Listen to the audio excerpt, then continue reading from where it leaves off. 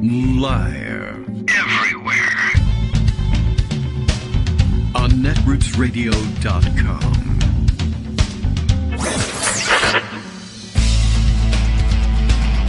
David Waldman. Kagro. In the morning. Now, here's David Waldman. All right. Hey, good morning, everybody. How you doing? It is Friday, August 19th, 2022. Time for another show. Time for a different setting on the microphone today. I was just playing around with the microphones a little bit. It's always smart to do right before the show. And I don't know. What I need to do is to spend some time monkeying with these things, but also like looking up what do the different symbols mean. I could probably ask someone who actually knows offhand. But, well, at any rate. Lots to do that actually has to do with the news today. But what do you think? I mean, I don't know what these settings are, actually. I should just do it right here live and say, all right, well, does this sound better? This is the setting I usually have it on here. I'm going to make some noise. It's going to be annoying. Oh, actually, that's quite annoying. This is the setting that we usually have. I don't know what the hell that is. There's a technical term for it. Maybe Justice knows what it is. Now I'm sorry I switched it because, or maybe I'll just leave it where it usually is. How about that? Or should I switch back? Because it makes that annoying popping noise. I'll do it during the next break, and then I won't bother you with it. I didn't realize how much annoying noise it would make. Okay, well, anyway, Justice is receiving the signal, regardless.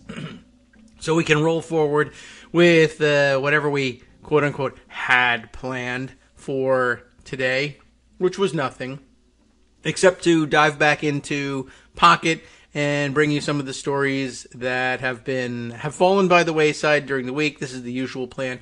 We still have a bottomless supply of them because we only get to, some percentage of what fell through the cracks on Fridays, and then there's these other stories that just never make it to the air. I wonder, sometimes I've been thinking about doing a show entirely by scrolling all the way back to the bottom of the list of Pocket and seeing what did I leave in there. And sometimes it's stories that I started and didn't totally finish or that I thought were worthy of more mining, but I guess not because I never went back and did it.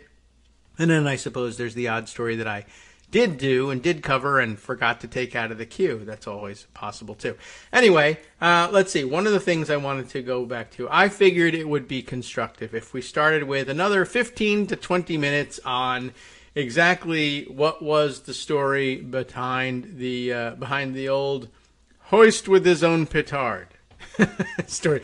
Did you look at that? Did you look at the Wikipedia entry that Judy sent to us? It was very interesting, and I imagine that the purpose of sending this to me was to correct me, perhaps in the correct wording of things. Instead of saying hoist by his own petard, it was hoist with his own petard, and that's different, and there were many reasons as to why. It looks like, for whatever reason, as I was searching this out, there's, I guess Empty Wheel has used the phrase recently as well, and I don't know whether she received the same instruction in its proper use. Anyway, as I mentioned, it's probably among the more famous lines that actually come from Shakespeare that people don't know it's actually Shakespeare, like me. But I thought this was interesting. Here's the part I wanted to share with you. The etymology of this, I thought, was of some interest. And I'll only waste 2 more minutes of your time with that. The word hoist. How do you like that? This is something I never give any thought to, although I love learning the etymology of these words. But we think of it as, a verb of, or occasionally, I suppose, the noun, the thing that we use to lift something, a hoist, a hoisting mechanism. But anyway, the word hoist is, in fact, the past participle of a now archaic verb, hoise. That is to say, it's H-O-I-S-E, and hoist, past participle, to us in our spelling, would have been H-O-I-S-E-D, hoised, I suppose. And in the Shakespearean days, they got away with going with hoist instead of hoised. And in Shakespeare's time, or since Shakespeare's time, hoist has become the present tense of the verb, with hoisted becoming the past participle as our language has evolved, and it carries the meaning to lift and remove. And that's what I was thinking of. Okay, well, what was the part that lifted and removed things? It wasn't the petard, as we learned yesterday. The petard is a small bomb that, while I thought, oh, well, maybe it's meant to be flung over the walls of a castle or something. No, it's a small bomb used to blow in doors and breach walls. It doesn't get flung at all. It's just sort of braced up against a wall or a door or something to blow it in. And it comes from the French pétard, I guess, P-E with the accent mark, pétard, which through Middle French, which was péter, and Old French, pet, just pet. It was so old, this French, that they didn't have the ending of the word yet. Ultimately comes from the Latin, and this is where it becomes weird and interesting, pedere, I guess, P-E-D-E-R-E, which I thought, oh, pedere, I don't know, P-E-D, like feet, does that have something to do with feet? I don't know. No, it's, pedere is Latin, you wanted to know this, to break wind. How do you like that? Or, much more commonly, as they explain to us explicitly here, the slang form, to fart. Like the slang form, to fart. This is a fart joke, ultimately, is what it comes down to. But it's in Latin, so it's very high class. Although Shakespeare's audiences were probably not familiar with the origin of the word, the related French word pétarade, I don't know how he would pronounce it, but P-E-T-A-R, pétar, A-D-E, odd, pétarade, was in common use in English by the 17th century, meaning, and it's right here in front of me, but I don't know in what sense you would use this as a meaning, gunshot of farting. I had to very carefully pronounce that just to make sure you knew what I was talking about. Gunshot of farting. Making it appear likely that the double meaning was intended by the bard as a joke. So how do you like that? Hoist with his own petard is a double entendre fart joke as well. And what a day this has been so far. So engineer, this is that came from the actual quote, which, where was it? Oh, yeah, here it is. Act 3, Scene 4, which gets to its for 'tis the sport to have the engineer hoist with his own petard, and shall go hard, and it shall go hard, but I will delve 1 yard below their minds and blow them at the moon. Oh, 'tis most sweet when one line 2 crafts directly meet, when in one line. I'm not a Shakespearean actor, in case you may have noticed. But at any rate, that's where it comes from. And it has to do with farting for some reason. But why would you have a word, this is interesting to me, in English, 17th century English, meaning gunshot of farting? I don't know what that's supposed to mean, or even in what sense.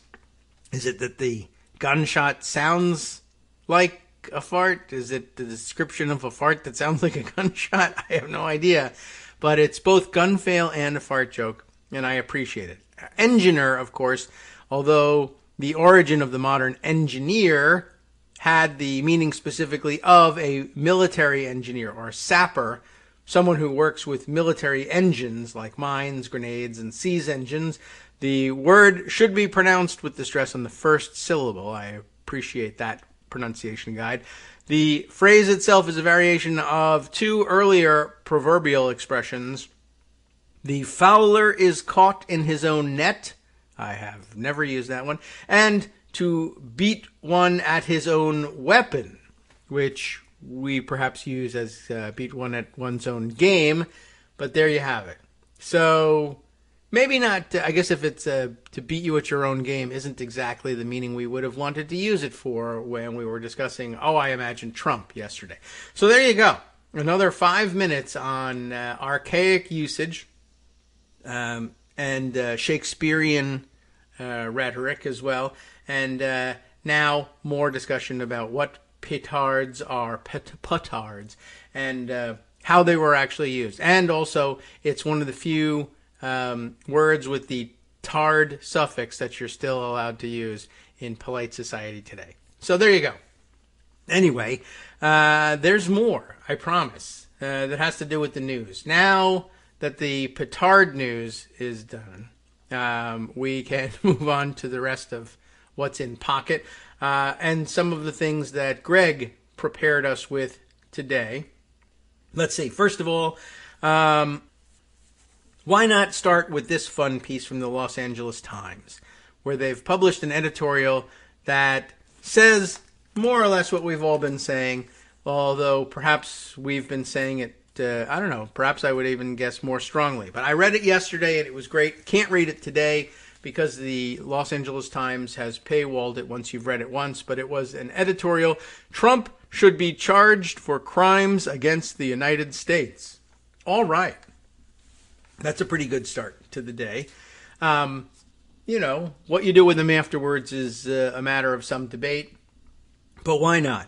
And the Pocket View allows me to read the text here, at least the beginning of it. Charging a former president with crimes would be an extraordinary development in American history and carries the risk of forever reshaping our politics as well as the very future of the nation.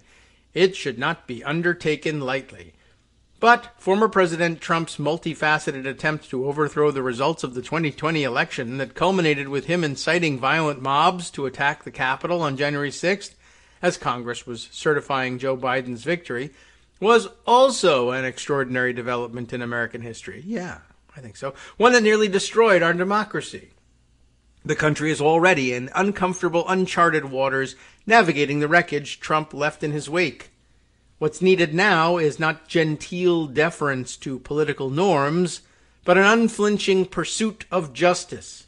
Here, I'll just pause for a second to jump back to something from yesterday when I shared with you Digby's article, and I mentioned, I think at the outset, that there was this different interpretation that I had, or a different reading that I had initially had of her, the title of her piece.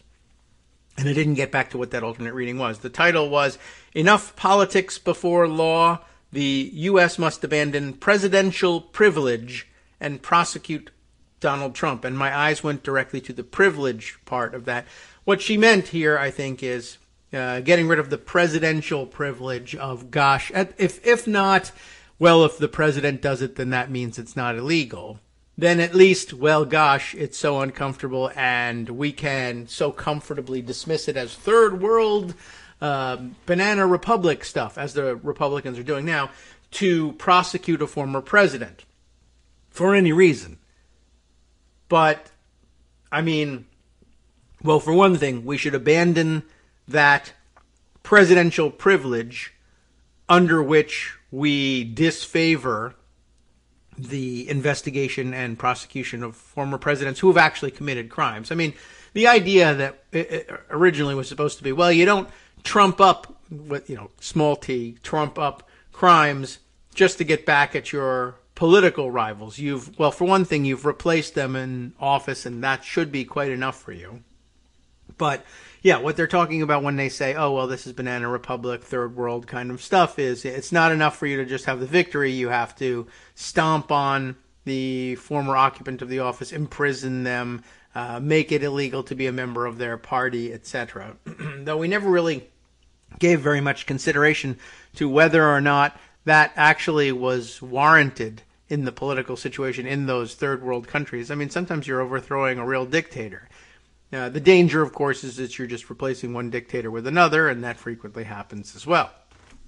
But anyway, what struck me was that there was another way of reading at least the word privilege, which was that the United States, thanks to its long history, or until now unbroken history, of peaceful transition of power, a relatively stable form of government. Sure, there was a little civil war there in the middle, and for a little while, a little flirting with maybe joining the fascist side in World War II, as evidenced by the American Bund rally in Madison Square Garden, etc. But anyway, the Civil War, perhaps a more a clearer illustration of the fact that it hasn't always been smooth transition. But anyway, I thought of it as an expression of that it's a kind of privilege for us, of the sort that you want to check occasionally, check your privilege. Well, we are privileged in this country to be able to think of the necessity of prosecuting a former president as something only others do. We don't have these problems. We're dedicated to the peaceful transition of power and to democracy, except when we're not. And when we're not, then we ought to be able to fall back on no one being above the law, and that if you broke the laws and flouted the Constitution and were in fact criminal while in office, or as you were leaving office, whatever the case may be, or both, then yeah, you get prosecuted. And there's no, well, we won't do it because it makes us look like everybody else who's had this problem. Because everybody has this problem occasionally over the years that they've existed as countries, and even before they did. And this idea that, I guess, American exceptionalism of a sort exempts us from having to exercise justice against those who would abandon it, who would abandon the rule of law and turn us into a dictatorship, is kind of foolish. A sort of privilege that we should dismiss and get over. I thought that was an interesting way of seeing it. I mean, it's not what she meant. It really comes from me misreading the headline, but it was an interesting thought to have in passing anyway. So back to the editorial over at the Los Angeles Times, which drove me back to Digby's article. The former president's multifaceted attempt to overthrow the results was itself an extraordinary event, right? So we should get over the idea of, well, it would be too extraordinary to prosecute him. Oh, really? Would it be really more extraordinary than what he actually did? What is needed now, as they said, is not a genteel deference to political norms, but an unflinching pursuit of justice. Over the last 2 months, the House Select Committee investigating the January 6th attack has meticulously presented, with video clips and first-hand testimony, ample evidence that the former president led a dangerous, mendacious plot to block the peaceful transfer of power and hang on to the presidency despite being voted out of office. At a minimum, the Department of Justice should prosecute him for conspiring to defraud the United States and conspiring to obstruct an official proceeding, the electoral vote count. That seems fairly obvious, don't you think? These crimes carry maximum sentences of 5 and 20 years in prison, respectively. I think that reflects how seriously those who framed at least that law, or those laws, would have taken, that's how seriously they took the idea that somebody would disrupt official proceedings like that. I mean, I don't know. I guess I always sort of thought, just as I've said before, I always thought that if you just charged into the Capitol and tried to storm your way onto the floor and block them from doing whatever it was that was so unpopular with you, you would get your ass handed to you. And a few people did. And a few people, of course, have been arrested and charged, and they're doing a couple months in prison, a few doing slightly longer than that. But I really thought that, if you were going to do it violently, that you would be gunned down on the spot. And we only had one gunned down on the spot. But I figured there would be more. I'm not cheering for it. I just thought that's what would happen. Anyway, as I said, these crimes that they're suggesting he be charged with carry maximum sentences. Not minimum, but maximum sentences of 5 and 20 years in prison. Of course, prosecutors may have evidence the public hasn't seen that merits additional charges, and the House panel appears likely to reveal more over the coming months. But already the first 8 hearings have shown that Trump was told many times by several close and well-informed advisors that there was no evidence of voter fraud or ballot irregularities that would have altered the outcome of the election. Everybody's favorite term here, or at least Greg's favorite one, is used here. It would cause us ordinarily to bring out the censoring horn, or it would be, we can just use Greg's voice in saying it. That's bullshit. Yes, that's it. That's BS, is what Attorney General William Barr called Trump's claim that the election was stolen. And yet, Trump continued to perpetuate the lie, using the misplaced trust of many Americans to continue the con. He fleeced his followers for $250 million, supposedly to fight his bogus lawsuits, but actually funneled the money to a political action committee. He invited them to come to Washington for a wild demonstration, at which he gave an inflammatory speech to a crowd he knew was armed, and then directed them to march to the Capitol. You can't do much more to directly violate the statute against setting on foot an insurrection. But there you have it. And then, for 3 hours after he left the rally, Trump refused to take steps to quell the violence as rioters battled with police, stormed into the Capitol, and disrupted the electoral vote count. As the House panel demonstrated in painstaking detail during Thursday's hearing, and I guess it's been a while since this editorial has circulated, Trump watched the rampage unfold on TV from the comfort of a White House dining room, rebuffing pleas from aides who wanted him to publicly condemn the violence and call off the mob. He never called for any law enforcement or military support, even as members of Congress feared for their lives. In the end, more than 100 police officers were injured, 4 people in the crowd died, and 5 police officers who served at the Capitol on January 6th died in the days and weeks that followed. We cannot abandon the truth and remain a free nation, Committee Vice Chair Representative Liz Cheney of Wyoming, formerly anyway, said in her closing remarks Thursday. Trump knew there was no legitimate reason to challenge the election results, but pressured officials at many levels of government to take illegal actions to preserve his power. Thankfully, they didn't acquiesce to his demands, but the testimony detailing how Trump bullied officials in the U.S. Department of Justice, state legislatures, and local elections offices was truly chilling. An election worker described facing racist death threats after Trump baselessly accused her of processing fraudulent ballots. Georgia Secretary of State Brett Raffensperger testified that Trump called him and said, "I need 11,000 votes. Give me a break."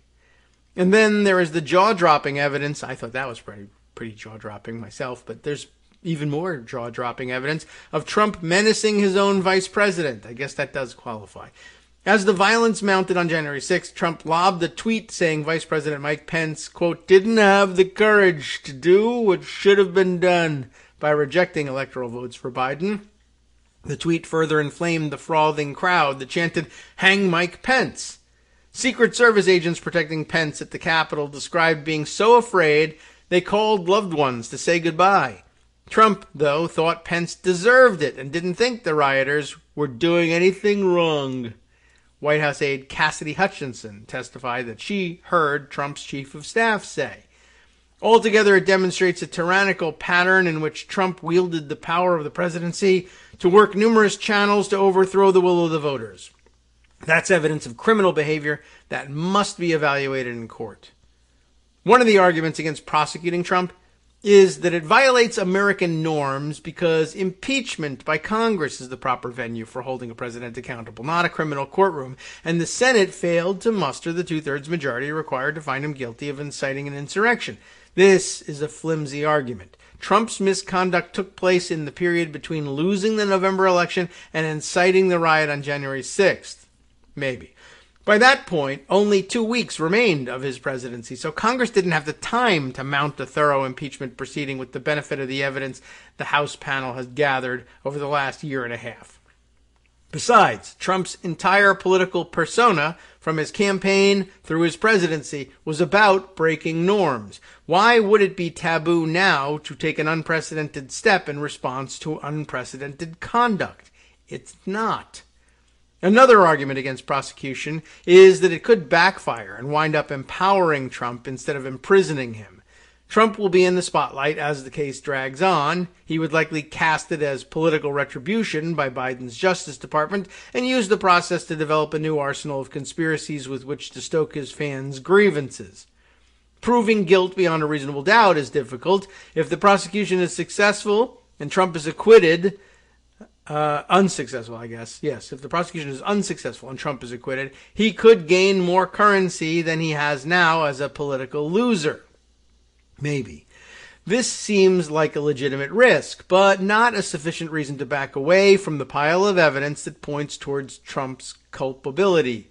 Justice is much larger than political considerations, and extending this argument more broadly would be akin to saying it's too risky to try someone who tells a lot of lies and has a solid fan base. That shouldn't be how we determine which Americans are held to answer for potential crimes. Being famous or incendiary should not shield anyone from justice. The lesser-known players in this horrid plot are already being held to account.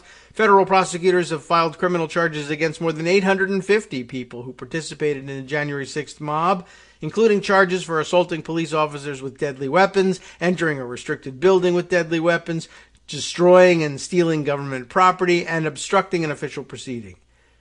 3 participants have pleaded guilty to seditious conspiracy. Some 99 January 6th rioters have been incarcerated. Prosecuting the foot soldiers is only partial justice for this grave attack on American democracy. To restore the nation's standing in the world and among its citizens, it's critical that the ringleader of this shameful chapter in history be held accountable as well. Prosecuting Trump will demonstrate that the bedrock principles of the United States remain firm. The voters decide who holds power, and no one is above the law. How do you like that? That was pretty good. I wonder when it was originally published and why it was being recirculated so widely yesterday, given the fact that they refer to the hearings of last Thursday. But I would look that up for you, but their firewall is so strong that it won't even allow me to scroll high enough to see what date that opinion piece was published. Anyway, I thought it was good, thought-provoking. They covered a lot of the excuses. Even some of the excuses, though, need some more explanation. Like I noticed that when they were saying, oh, well, one flimsy excuse was the idea that impeachment is the right remedy, and they didn't have time because there was only 2 weeks left. But, of course, they did have time because you can, of course, impeach someone after they've left office. We've demonstrated that amply enough, and, in fact, they just did it again because they delayed with the impeachment anyway, but they certainly could have diverted it to a trial, as we suggested, and put it in, held the trial in committee, which is basically what they did with the January 6th committee after all. Sup fam, it's your boy Darwin, aka Darwin_Darko, aka the most reasonable man in America, aka KITM's senior black correspondent. You might remember me from such recordings as Spacemen vs. Space Cadets and We Need to Talk About Joe Biden. Today, I want to bring you good news about that thing you've been struggling with. Do you suffer from giving too much of a damn? Do you turn on the series of tubes and find yourself outraged at the particular way some news organization strung some sentences together only to realize, nope, this is not some fictional hellscape? Well, guess what? You no longer have to accept the life of giving too much of a damn. You can do something about it, because even you, yes you, can be a show contributor. Now I know what you're thinking. Hey, Mr. Most Reasonable Man in America, I'm not some professional podcast talking guy. Don't worry about it. Do you have a smartphone or some other electronic recording device? Well, that's all you need. You too can have a segment where you can read us an important article and give us your take.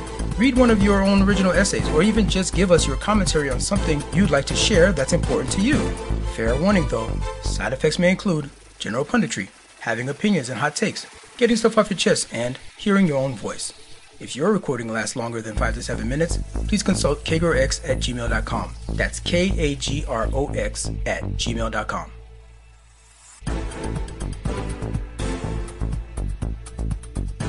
All right, welcome back now to the Kagro in the Morning Show here on Netroots Radio. I've repositioned the microphone rather than change the settings. That sounds louder, basically. Okay, so more or less, I used the break to look up what do all these little symbols on the microphone after like 10 years of using this microphone.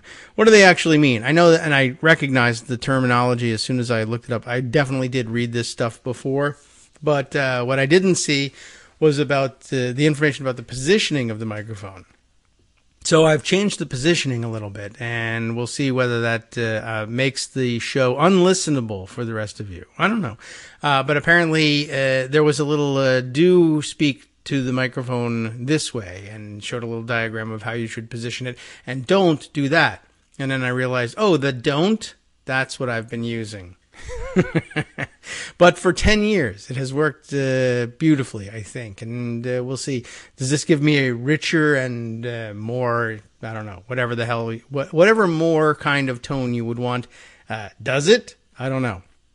It does sound a little bit different in the headphones. Maybe it sounds exactly the same to you out there in fake radio land. Anyway, So let's see. What other things that I want to share with you besides, editorials calling for prosecuting Trump? Definitely welcome on the show, of course. There were a few things that others had suggested over the past few days that I thought we might bring up here. Let's see. Oh, yes, right. Speaking of the, as we were in reading the editorial about members of Congress fearing for their lives and members of the Secret Service on Mike Pence's detail calling their loved ones at home saying goodbye because they feared being killed.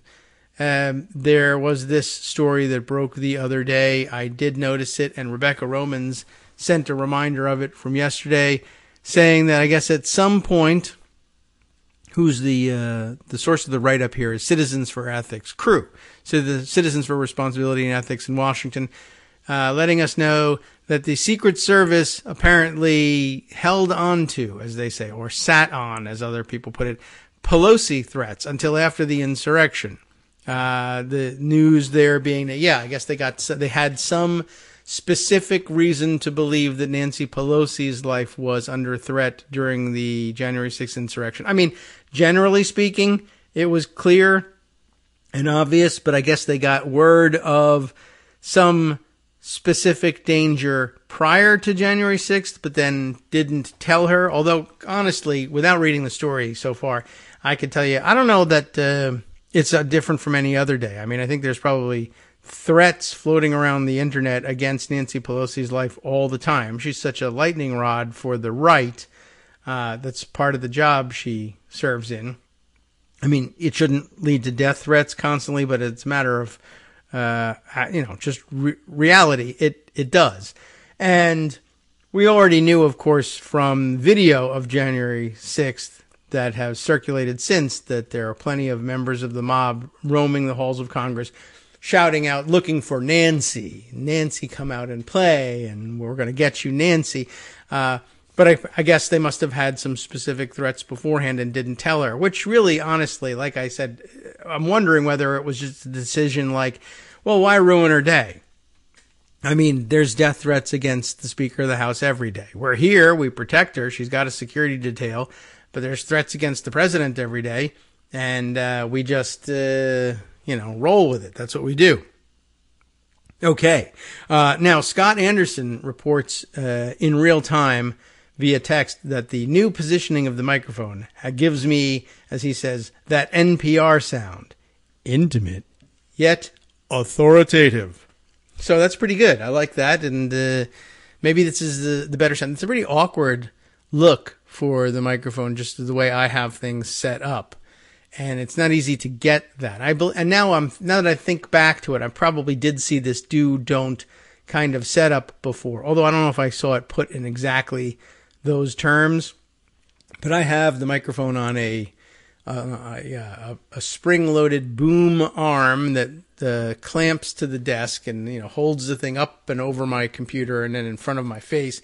And it's not easy to get. It's a very weighty thing. It's a heavy microphone, and it's in this shock mount thing, which is supposed to protect it from picking up sounds, around when there's movement on the desk, and only partially works. But anyway, it makes it heavier, and it's too heavy to hold upright in the way the illustration says you ought to be doing it. So in order to do it, you kind of have to turn the microphone on its side and make it, it's a very ungainly looking thing. But anyway, now that we sound like NPR, wouldn't that be great if we substituted for your NPR feed and would actually tell you things like, yeah, Donald Trump is a criminal and we ought to prosecute him, instead of like, oh gosh, golly, it'll be so scary if we have to do that. Anyway, so yes, the Secret Service knew of a threat to Nancy Pelosi on January 6th, days before the insurrection, but did not pass it along until hours after the Capitol had been breached, according to Secret Service emails obtained by CREW. By the way, all those people roaming the halls saying, come out and play, Nancy, we're going to hang you, we can't wait to kill you, they apparently would like to kill you. That's what it sounded like. Yeah, well, but now we have texts from beforehand that convince us that they were serious. Oh, well, that is different. On January 4th, 2 days. Okay. Secret Service agents discovered a Parler account which we've chosen not to name, posting a series of violent threats towards lawmakers.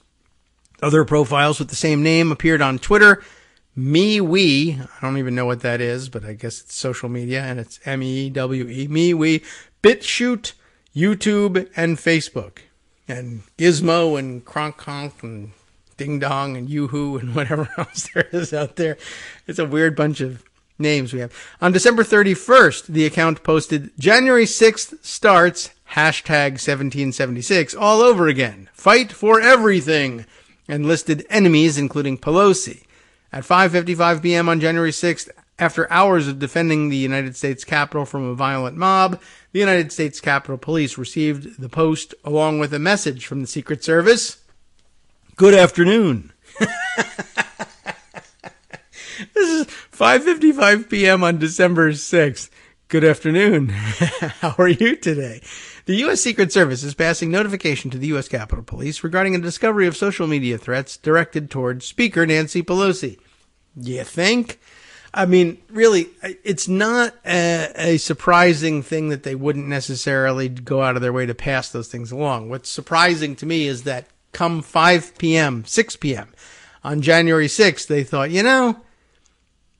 we'd be remiss if we didn't tell you that, 2 days ago, and even a little further back, we heard lots of internet chatter about threatening the lives of lawmakers and Nancy Pelosi specifically. And now, in light of what's happened during the day, we feel that it would help fill out the picture if we told you, we have heard about that. We didn't understand it to be different from any other day, but and you asked us at 5:05 p.m. on January 6th, we might have said, no, it's still routine. But by 5:55 p.m., it was a different story, and we felt we had to alert you. I don't know. That's the strange part of the story, if you ask me. The language used by the account, as we've now seen repeated in recordings released by the January 6th committee, is a clear call for a violent overthrow of the American government on January 6th. It was far from the only troubling post the Secret Service had found tied to this account. A Twitter post from the same day as the threat against Pelosi listed tips for the brave and courageous patriots going to D.C. to force Congress to refuse Biden's rigged election. That's in all caps, by the way. The tips included warnings such as keep MAGA gear hidden until after checking in at hotels.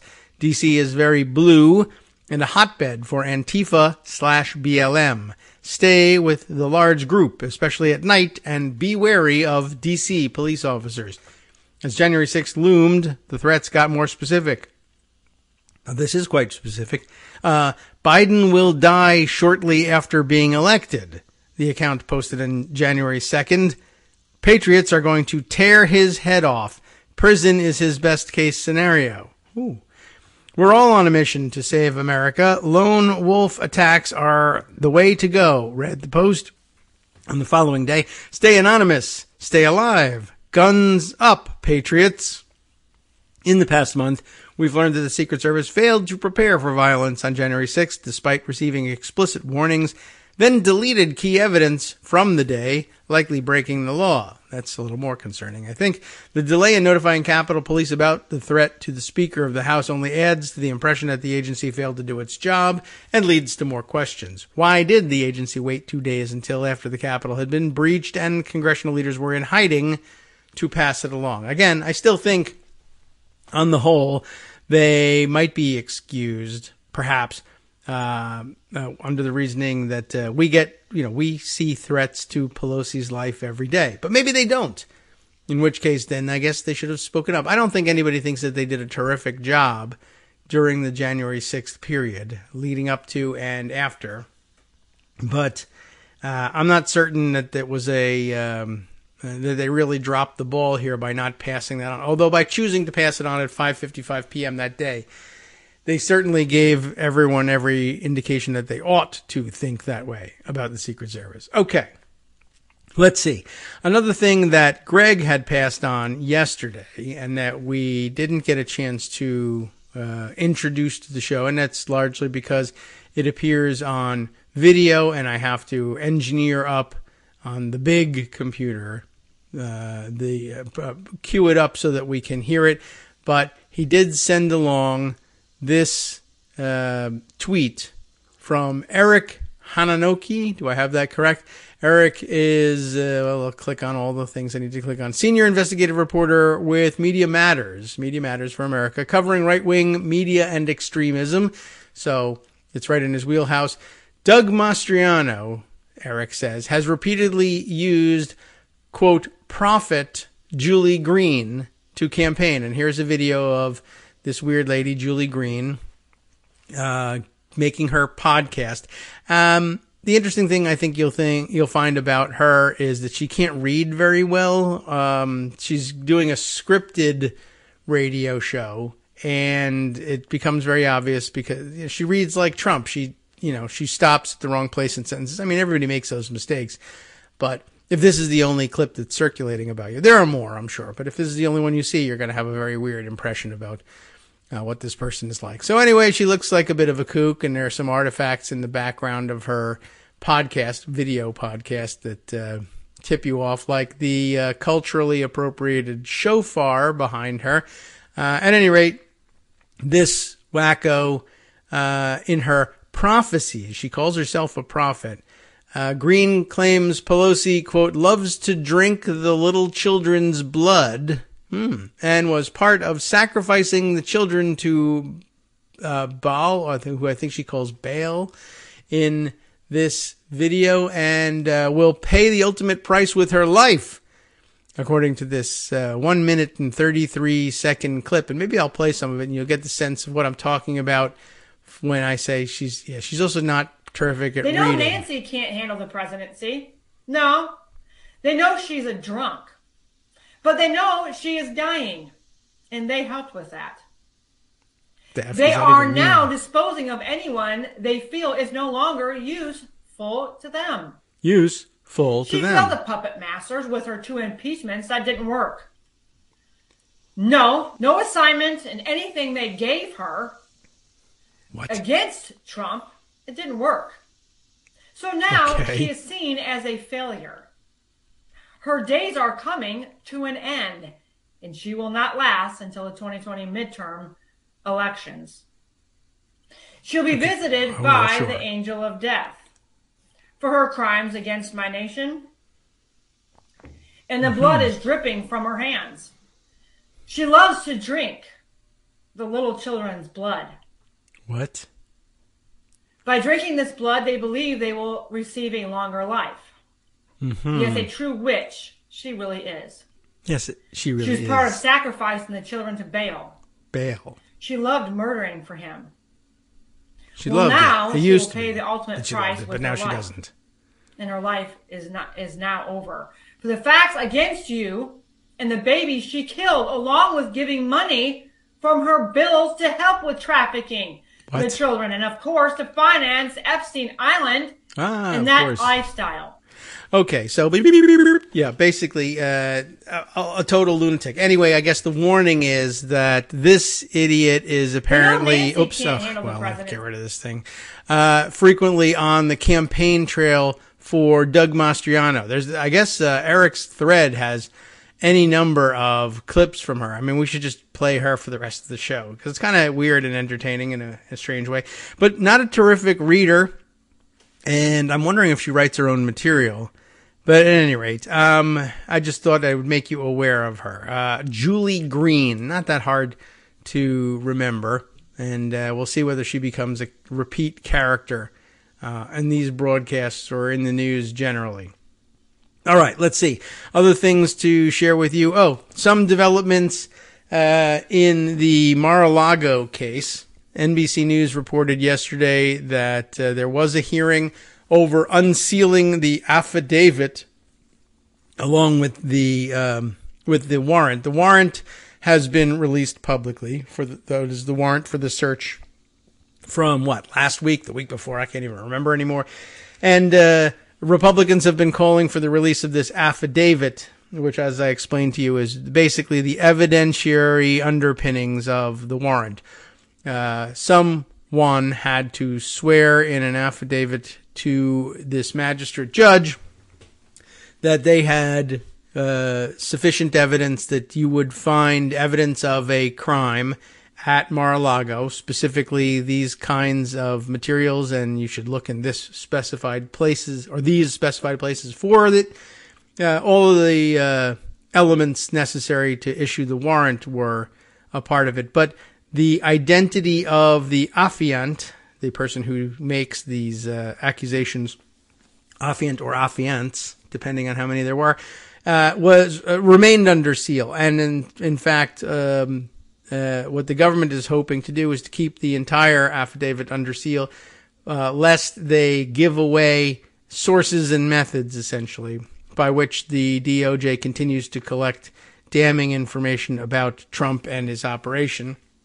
But and these affidavits are usually do in fact remain sealed until the trial phase begins, at which point, yes, then you have a Sixth Amendment right to confront your accusers, and it's important that the defendant be made aware of what the accusations were and who made them and when and in what ways, so that you can rebut them at trial. But you're not necessarily entitled to them beforehand, and certainly not before you're charged.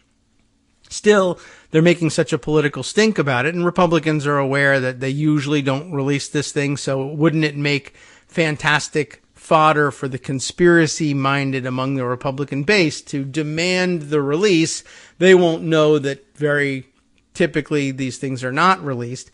They'll just say, well, they'll go along with the charge. Well, what are they hiding? Why wouldn't they release it? Well, they're not hiding anything more than is usually hidden from criminal defendants, but okay.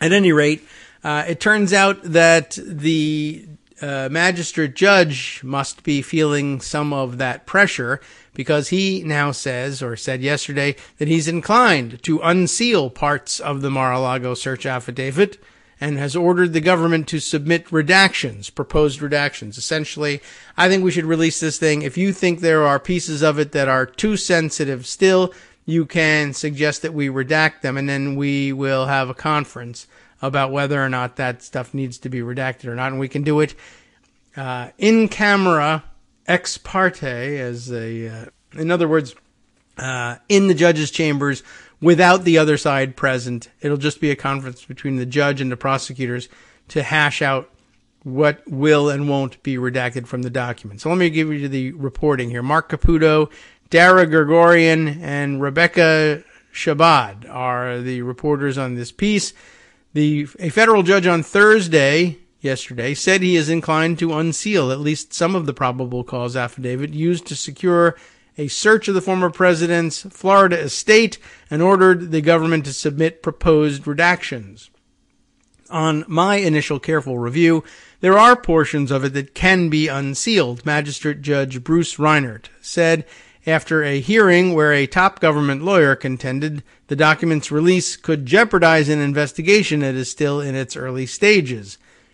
In a written ruling after the hearing, Reinhardt said that I find on the present record the government has not met its burden of showing that the entire affidavit should remain sealed. The judge said he would give the government a full and fair opportunity to make redactions to the document and ordered them to turn in the redacted version by next Thursday. That, of course, will be my birthday, which will be so interesting and fun. We may or may not actually be on the air on that day. We have yet to determine how we're going to handle Thursday as the first day back from school. But at any rate, by that point, they should have turned in their redacted version along with a legal memo justifying the proposed redactions. He said he would give them he would then review the document and either order its release if he agrees with the redactions or hold a closed-door hearing with the government if he disagrees. The judge added that if they can't agree, well, obviously I'd win that argument, but he'd allow the government time to appeal his ruling. So he's handling it relatively, well, it's proper for him to do this. And I mean, who knows what he is reacting to exactly and how much of the document he really wants released. But I can see where, only the basic facts are, but I can see where he's also under pressure from Republicans to release something because they're howling for blood. But also, he may very well feel like, well, I'm getting threats of all kinds, not necessarily about releasing the thing, but just having authorized the search in the first place. But if we released, say, information from the affidavit that didn't identify the person saying it, but that said, hey, I saw the president showing nuclear secrets to Chinese nationals, Russians, Iranians. I don't know who they would allege that this was the case. But if that were, and who knows, maybe he did. I got no idea. I'm making it up entirely, but certainly it sounds like the judge may think, well, there was certain information that if Americans knew what they told me in this affidavit, they too would have authorized this search. That might be what he's thinking. And let's not tell people who gave me this information. But the government's concern, the prosecutor's concern here, is you would be able to figure it out. Internet sleuths, for instance, would be able to figure out, based on the information, who was capable of providing it, and maybe suss out for themselves, rightly or wrongly, who they suspect of having provided the information, and then just basically circulate their names online and subject them to death threats and possibly attacks. Not to mention the fact that that might blow up the pipeline for still more damning information about Trump and his lackeys and what they're up to at Mar-a-Lago and elsewhere. But as the judge said, if they can't agree on what should and shouldn't be redacted, obviously, he says, I'd win that argument. In other words, he'll just order the release of the version that he wants, but he would allow the government time to appeal his ruling. You'd probably say, okay, well, I hereby rule that the even more should be released. I'll unredact some of these redactions, but don't release it yet. Give the government the chance to file for an appeal to the district court and further if they want to. But if I'm upheld, then release the version that I think ought to be released. Anyway, during a hearing that lasted just over an hour, Jay Bratt, a top counterintelligence and national security official at DOJ, argued the very detailed and lengthy document, the affidavit that is, needed to be kept completely under wraps because it contains substantial grand jury information in a unique case with national security overtones. Remember, the grand jury information is supposed to remain secret at this point. He also said, the government is very concerned about the safety of the witnesses in the case whose identities could become compromised if the affidavit is unsealed. Bratt pointed to amateur internet sleuths who could find their personal information. That is a real significant concern, he said, noting that FBI agents involved in the search have been doxxed online. He also noted that last week's nail gun attack on the Cincinnati FBI building, I don't think we updated the fact that apparently he had an AR-15 with him as well, but he chose to fire a nail gun at or inside the Cincinnati FBI building for whatever reason. Anyway, that attack by a Trump supporter who was outraged by the search, evidence that, of course, there could be more trouble to come if they release too much from this affidavit. This is a volatile situation with respect to this particular search across the political spectrum, but certainly on one side in particular, Bratt said. Another factor is the threat of possible obstruction and interference in the investigation. In many eyes, that's purely theoretical. In this case, the court has found probable cause that there was a violation of one of the obstruction statutes and that evidence of obstruction could be found in a redacted version of the affidavit. Charles Tobin, one of the lawyers for the media organizations arguing for the document to be unsealed, not really a great... I understand what they're after. Information wants to be free, man, and we want to be able to print it. But it is a little disturbing how hard the media organizations are pushing this as opposed to the Republicans being forced to do this work themselves. Anyway, Charles Tobin, one of the lawyers for the media organizations arguing for the document to be unsealed, said in a search warrant being executed at a former president's home, or said a search warrant executed at a former president's home, is a matter of tremendous public interest, and the affidavit should be unsealed. He called it one of the most significant law enforcement events of the nation's history. The time for everybody to get it right is now, Tobin said. Well, I don't know whether I agree. I mean, I understand theoretically why it is, like I say, they want information to be free, and it's hard to argue that they shouldn't get the information, but there's much more information and a much better story at the end of the rainbow if you'll just hold on and wait. And we might never get that story if we sacrifice our ability to tell it by telling this part of the story too early. I find that interesting.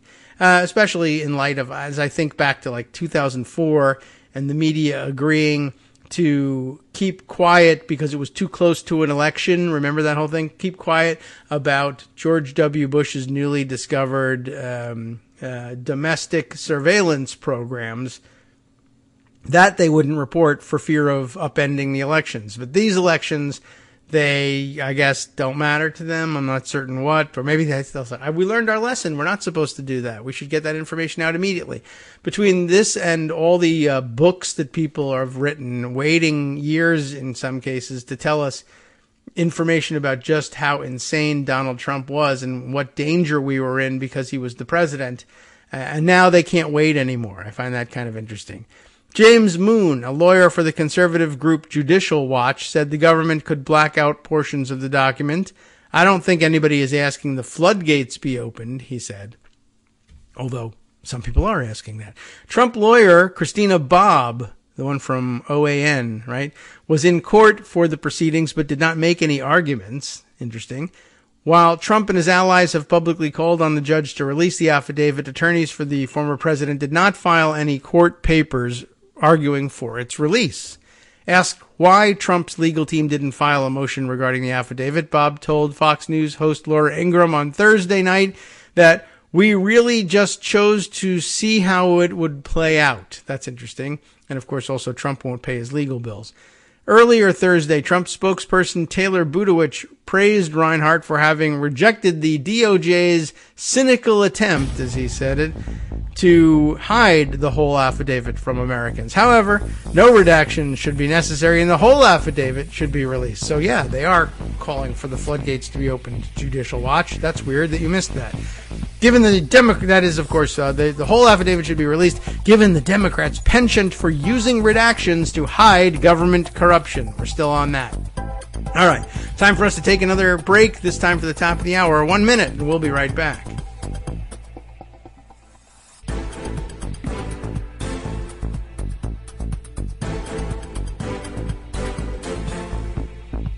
Okay, welcome back now to the Kagro in the Morning Show here on Netroots Radio. I'll tell you, I got a note here from Asparagus Zucchini along the way that said that the sound is definitely improved with this new microphone position.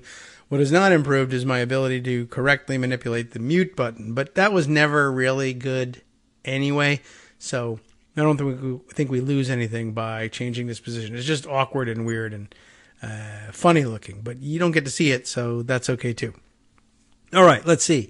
Well, where to next? Golly, I don't know. Although I will make some comments. There's more to this story, but I think they've covered most of the important stuff. I guess, let me just throw this out there because, again, it's disturbing watching the media organizations ask for this. I understand why they're doing it and where they're coming from, but it is kind of annoying to watch them make their arguments. There is, well, let's see.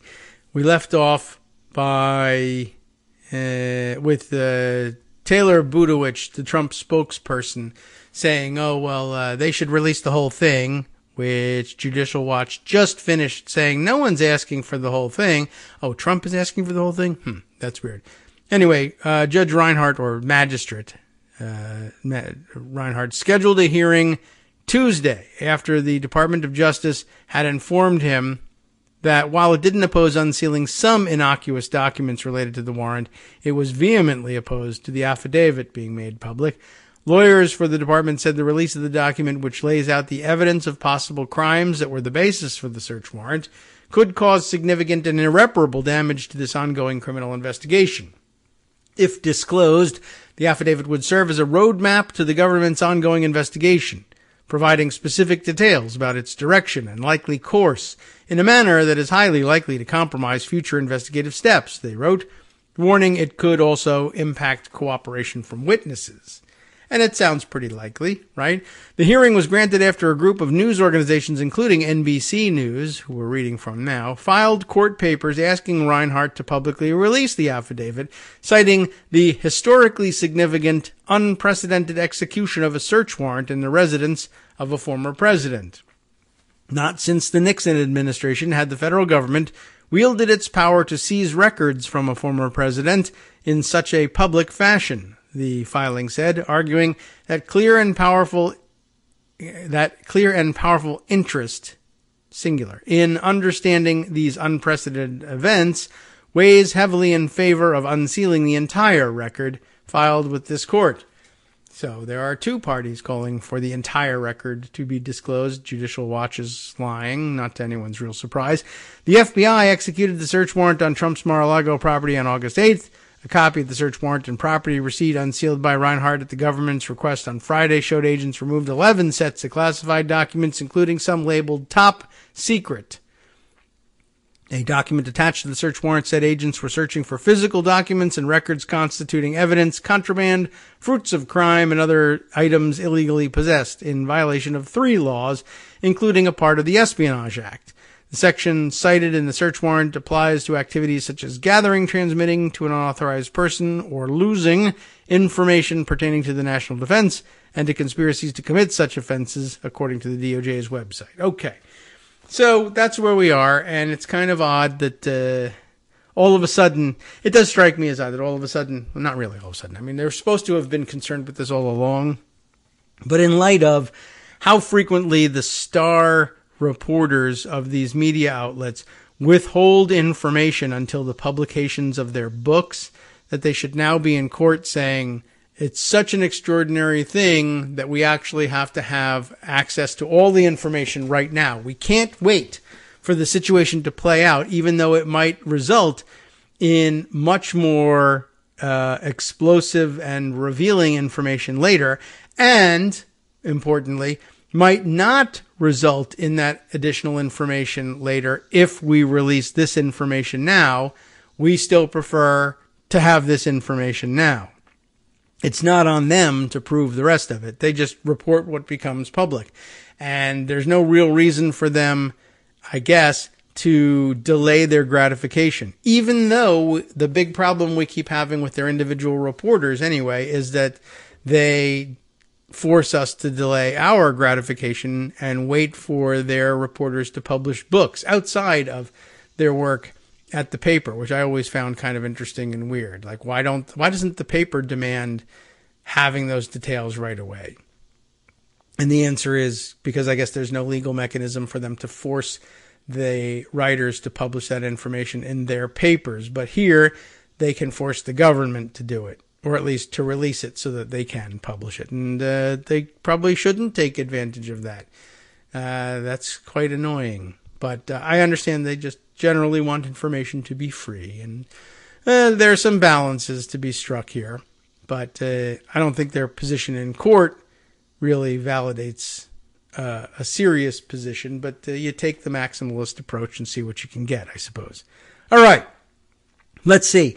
How about we share some information from the folks at Just Security to clear up some things prior to the weekend that you might confront in discussions about the Mar-a-Lago search and things swirling around it over the weekend. They're always a good source of detailed, weedy information. This time, J. William Leonard, writing at Just Security, the myths and misunderstandings relating to Mar-a-Lago documents investigation.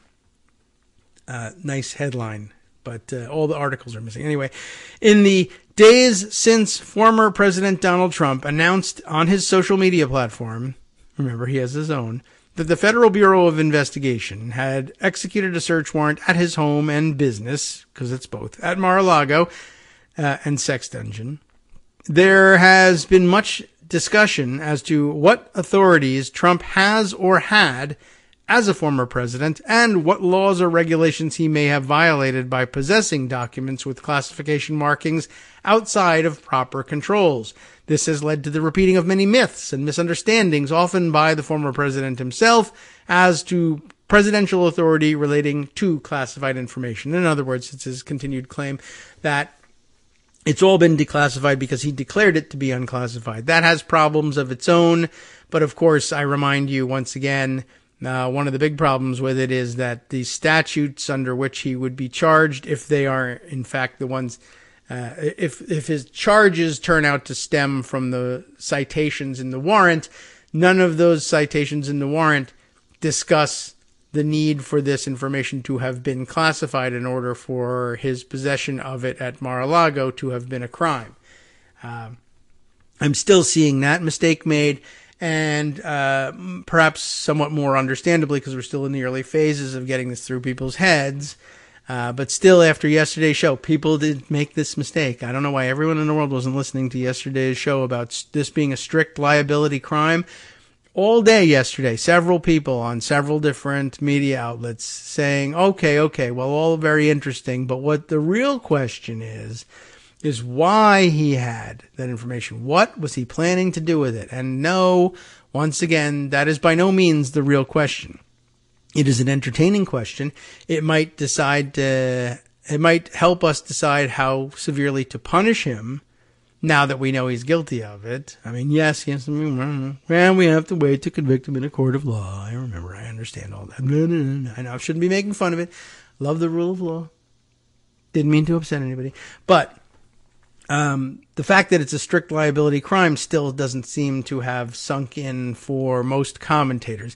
So very decidedly, very pointedly, I say, no, that's actually not the interesting question here. It doesn't matter why he had them. It doesn't matter what he thought he was going to do with them. We don't wait for that. The fact that he has them is espionage enough, and that's all we're interested in. Strict liability crime, he's got them. Is this your house? Yes. These papers were in your house. Are you entitled to have these papers? Well, he'd say yes, but we'd say no. And they're in your house despite the fact that you're not supposed to have them. That's the end of the crime. We've caught you. But is it important to know why he had them? To the extent you want to know how long to sentence him later, perhaps. I mean, it could be an aggravating factor if you're also able to prove, yes, I had these because I wanted to sell them to the Russians or the highest bidder or what have you. But that's just, so like I say, it's either entertainment or perhaps sentencing, or how hard do we kick him in the crotch now that we know we caught him. A little light tap because he shouldn't have had these things even if he wanted them just to keep for himself, or as Maggie Haberman said yesterday as part of this big mess, tchotchkes. Maybe he's just guilty of loving tchotchkes. Right, sure. I mean, and maybe Lee Harvey Oswald is just guilty of sharing his tchotchkes with the President of the United States. I just wanted you to see this bullet. It's not my fault it penetrated your skull and killed you. I just wanted to show you. It's a foolish idea, right? Put all the tchotchkes in the bag and no one gets hurt. It's not a bank robbery. I just love tchotchkes. The tchotchkes I happen to love are legal tender, but, it doesn't matter. In other words, it's not about what he wants to do with them. It's the fact that he's got them. That's the problem. So this mistake continues to be made. And it's a little troubling. Anyway, back to just security with a real expert, because it's explained to us by J. William Leonard. I spent over 30 years overseeing the proper handling of such information, initially in the Department of Defense, that is to say classified information, and ending my government service responsible for the oversight of classified information within the entire executive branch as Director of Information Security Oversight Office, or ISOO. I don't know whether they say ISU or anything like that, but that's the acronym for it. What follows is my attempt, that is J. William Leonard's attempt, to address some of the more common myths and misunderstandings regarding a president and classified information that have recently circulated. Myth number one, of course, being, as the former President Nixon once said, when the president does it, that means that it is not illegal. And we know that's highly questionable. True, Nixon said it, but the idea is false. Our nation is founded on a fundamental rule of law principle, more or less, that the United States has a government of law, not men, or people, or whatever, however you want to identify. They didn't write that into that phrase just yet. But anyway, in the Federalist Papers, James Madison wrote, If men were angels, well, who cares? But if all people were angels, no government would be necessary. Okay, in framing a government which is to be administered by men over men, the great difficulty lies in this. You must first enable the government to control the governed, and in the next place oblige it to control itself. It is in recognition of this aspect of human nature that our founders embraced the concept known as the separation of powers, intended to ensure that no one person can gain absolute power and stand above the law. Myth number 2, as long as information has been declassified by competent authority or is otherwise unclassified, former government officials, including a former president, are free to possess and or disclose the information at will. Well, that's not true either. False. Much of the unclassified information created by the federal government's executive branch or otherwise in its custody is nonetheless sensitive and requires safeguarding or dissemination controls pursuant to and consistent with applicable law, regulations, and government-wide policies. Known as controlled unclassified information, examples include information relating to federal taxpayers, witness protection, critical infrastructure protection, and nuclear security. Both current and former government officials are subject to administrative or criminal sanctions should they improperly disclose or otherwise mishandle such unclassified information. Moreover, the unauthorized possession of certain controlled unclassified information, such as naval nuclear propulsion information, could be subject to prosecution under, among other statutes, 18 U.S. Code 793 of the Espionage Act, which does not mention classified information, as I said, but rather applies to closely held national defense information, the disclosure of which, if publicly known, could be used to the injury of the United States or to the advantage of any foreign nation. And did I mention to you that, I don't know if I ever did get around to making mention of it, but the reason that's of particular interest, the nuclear propulsion information being in violation of 18 U.S. Code 793, the Espionage Act, is that there was a case some years ago, and I just can't remember. I've discussed it on Twitter, and I've talked about it with people, but I can't remember whether we did it on the air, so we'll give it a minute. That a couple of years ago, a sailor on active duty in the Navy, assigned to a submarine, and I don't know if I can remember exactly which one it was, but anyway, who took pictures of the nuclear propulsion system on this submarine and said, I just love tchotchkes, essentially. He actually really kind of did make that argument. All I wanted to do was show my family where, the submarine I worked on. I don't know if he was a nuclear technician and whether he really worked on the propulsion system or not, but he took pictures of it, kind of a no-no, and went to share it with his family. And when authorities found out that he had done that, rather than stand there and say, well, I just want to show my family, for some weird reason, when they closed in on him to seize these photos, he grabbed his laptop computer and the memory stick that had the photos and ran out into the woods behind his house and smashed them because he loved tchotchkes so much, I guess, for whatever reason. I love my tchotchkes so much that if I can't have them, nobody can have them. That seemed like a weird thing to do. They convicted him under 18 U.S. Code 793, and he was in jail at the time. And Trump, then running for president, got wind of this story, and because he was in the middle of telling everyone that Hillary Clinton should go to jail for mishandling classified information with her private email server, he said, what's the deal here where Hillary Clinton isn't locked up, but say this poor sailor who just wanted to show his tchotchkes to his family, pictures of where he worked, he's in jail, but Hillary Clinton isn't. This is a manifest injustice. I will pardon this sailor. And he did. So yes, on the record, one of his first pardons, it was his second, as a matter of fact, his first being Joe Arpaio, which was equally ridiculous. But his second pardon was for this sailor who had done this weird thing of taking pictures of a nuclear submarine propulsion system and then smashing the pictures in the computer that they were stored on before the FBI could close in. He pardoned a person who had been convicted under 18 U.S. Code 793. Then, by the way, signed legislation strengthening the punishments against violations of this section of the code and others covering similar activity, only to be, as we later said, hoist with his own petard, even though we now think that perhaps that wasn't necessarily the best metaphor for it. But at any rate, that's what makes it interesting. And it is kind of weird. And going back, it's one of the, he's flooded the zone with so much crap, it's difficult to remember all the dumb, weird, inexplicable things he did. One of them, though, was pardoning people who are convicted under the same statute that he stands accused of violating now, years later. That's kind of weird. Anyway, myth number 3, the president possesses the absolute authority, as Kash Patel is now running around telling people, to declassify information at will.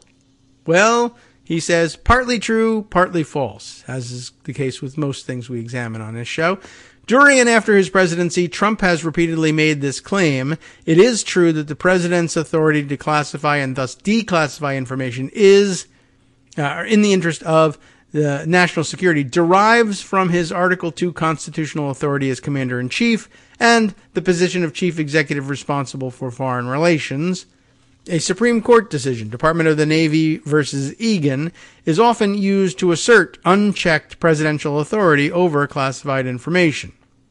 However, there is information which is classified not pursuant to the president's Article 2 authority, but rather pursuant to statutory law. That's a very interesting distinction for us to explore here. Most of the classification system, the reason people say, well, the president can instantly declassify things, is that the classification system isn't written into law. It's a matter of a series of executive orders. And surely a president can, at will, change executive orders, his own, rescind previous executive orders, override previous executive orders, issue new executive orders. And, the question is, can he do it on the fly, unwritten? That's an interesting question. But if the authority derives from the person of the president, or the person holding the office at the moment, then I guess it makes very little sense to say that he couldn't declassify things on the spot. But, as the writer here points out, that's not the full body of classification regulation. There is, in fact, existing statutory classification authority that he couldn't, the president can't just adopt or repeal or amend laws that are on the books at will, right? Everybody understands that, except Trump. But anyway, there is information which is classified, which is not classified pursuant to the president's Article 2 authority, but rather pursuant to statutory law.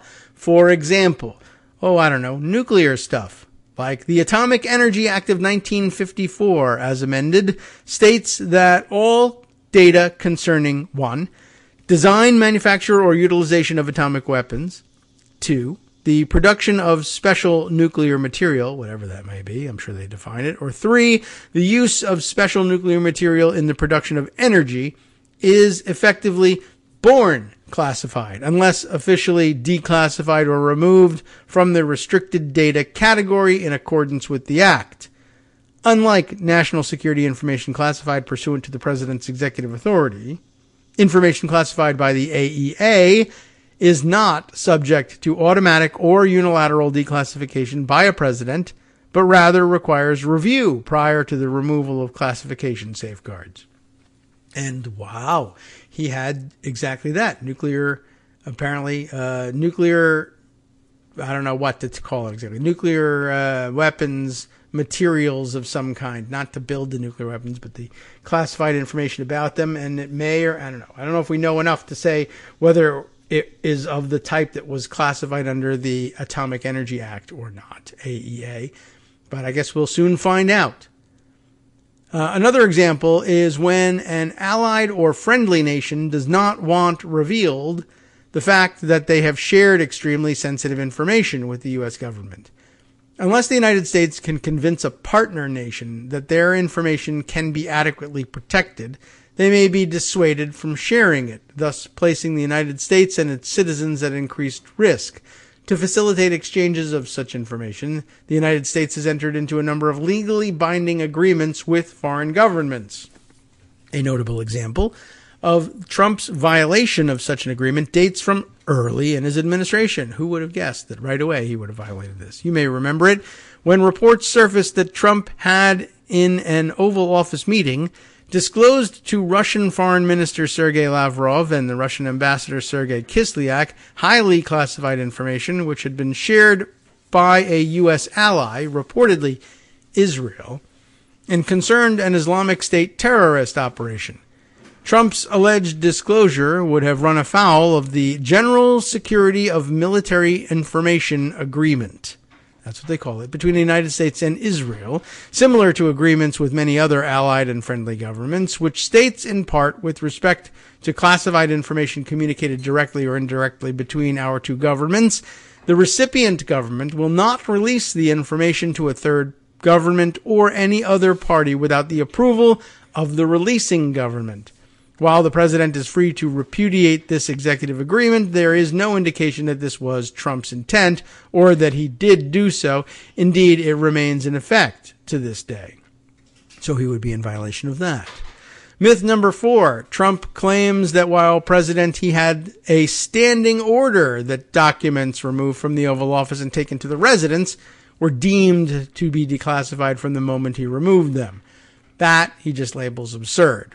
While hypothetically true, this notion is implausible from a practical perspective.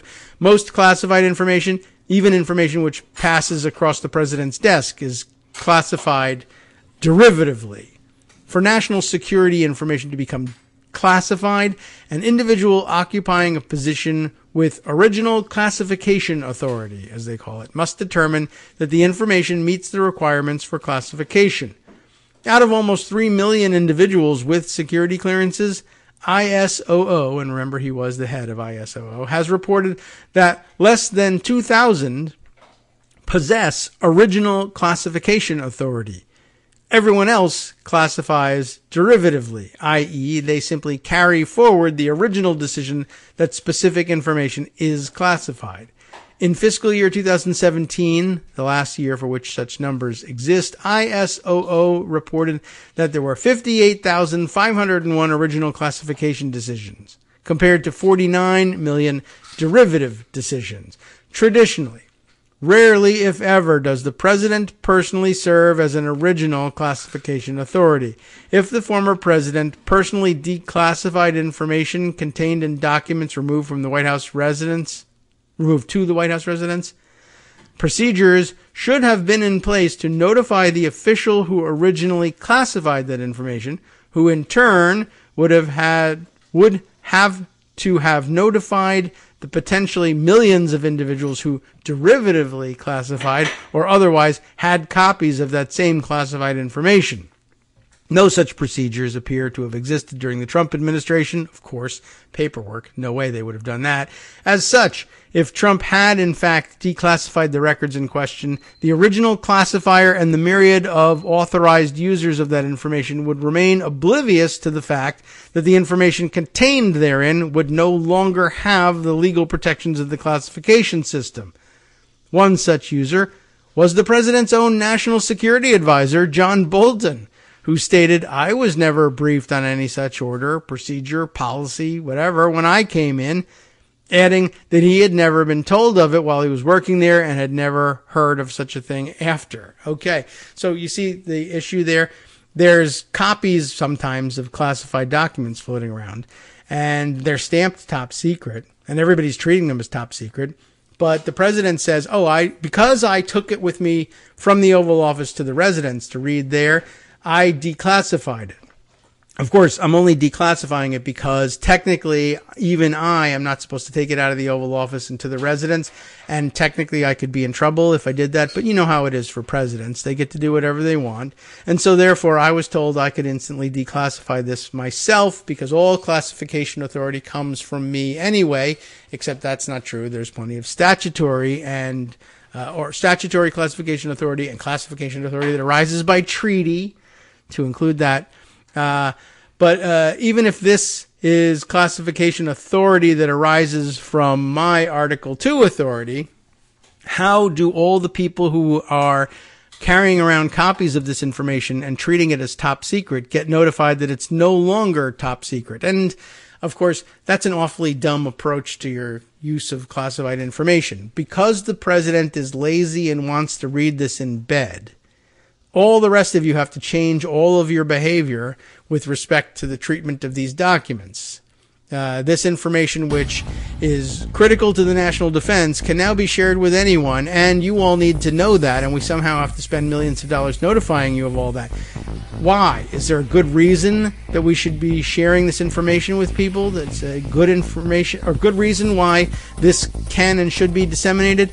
No, the only reason this can and I guess now will be disseminated is the president wants to read it in bed instead of at his desk.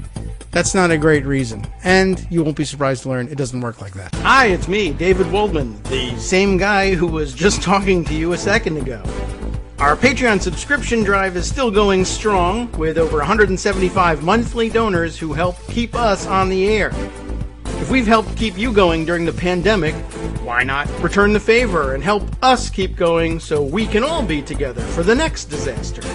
Patreon.com, Patreon.com, makes it easy to make secure, recurring monthly contributions to support our show. Patreon.com/KagroX gets you straight to our donation page. Maybe you'd like to thank us for keeping you sane during the Trump era. Maybe you're looking forward to in-depth explanations of what's going on in the Biden administration. Whatever it is that keeps you listening, we need your help to keep bringing it to you. And hey, if you happen to prefer using PayPal or even the Square Cash app, we're up and running with those options too. Thanks again, everyone, for all your support. We literally could not do this without you.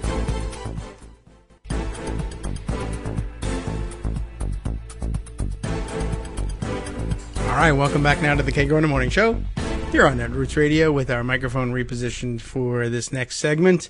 It's in the same place as it was in the last segment, but now I'm used to announcing the position of the microphone. Okay, well, anyway, there's more, of course, from Just Security, other stories coming across the transom as we speak, so let's see if we can't get through this and possibly one other from Just Security. It's always worth spending your time there.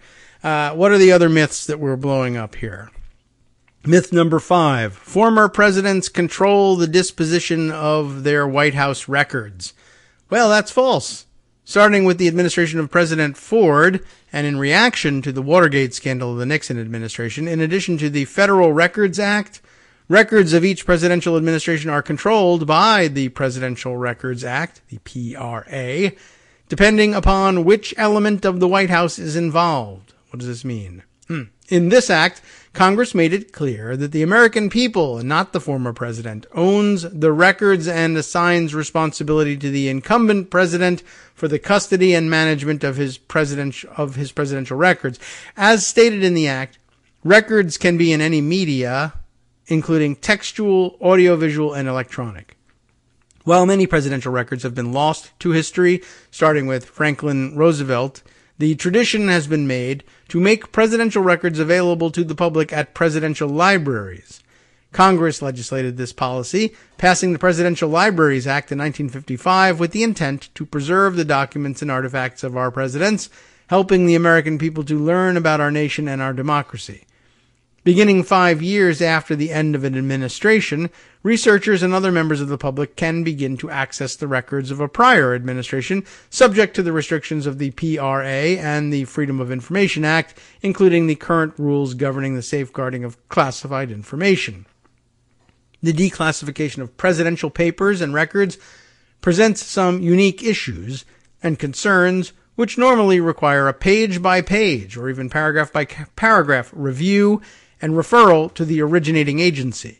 Because of their highest policy and classification level, presidential records often contain equities, information in which a classifying agency has an interest and need to review before declassification.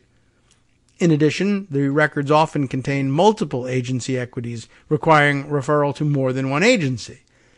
Several equities can be present in a single presidential document. In addition, the statutory authorities governing presidential papers and records usually require a page-by-page or paragraph-by-paragraph review for other concerns, such as statutory restrictions and privacy. In sum, records of a president that were used during official duties belong to the American people and not to the president. And sure, there's no way Donald Trump is going to understand that. And decisions about declassification and access to those materials are made by professionals with the federal government, with the continuing responsibility to ensure that any disclosures do not place the security of our nation at increased risk. Well, all right. Now, I said there was more. There was another piece that I had put aside from Just Security, and I'm not certain whether it comes from the same author or not, but let me jump back into Pocket and grab it and see if that's the case. It is not. Ryan Goodman wrote this one, illustrated with a photo of Trump sitting down with Kash Patel. The title is Trump Associates, that's Kash Patel's, stated plan to publicly release declassified documents. This is a little twist that the story took a couple of days ago, in which Kash Patel announced that, well, we were reminded that Kash Patel had announced this some time earlier, and he reiterates this announcement that he's so sure that these documents have been declassified that Trump had, even though it's irrelevant to whether or not he violated the statute. So sure is he of the effectiveness of the declassification that he was going to begin publishing these documents. Presumably these are documents that make some argument that's of benefit to Donald Trump. And it is speculated that many of them have to do with the initial Trump-Russia investigations.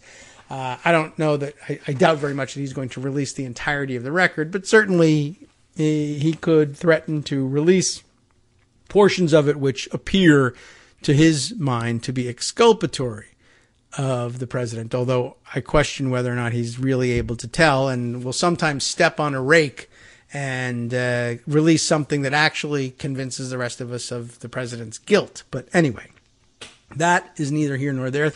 This was something that he announced some time ago, I think immediately or near thereabouts, after he and, say, John Solomon were designated by Trump as custodians of his records, which is disturbing enough as it is. And remember, we were just learning that presidential records actually belong to the American people, and they're administered under federal government auspices. Well, there is some liaison between the federal, for lack of a better term, bureaucrats who handle these papers and protect the papers, and the office of the former president who hands them over.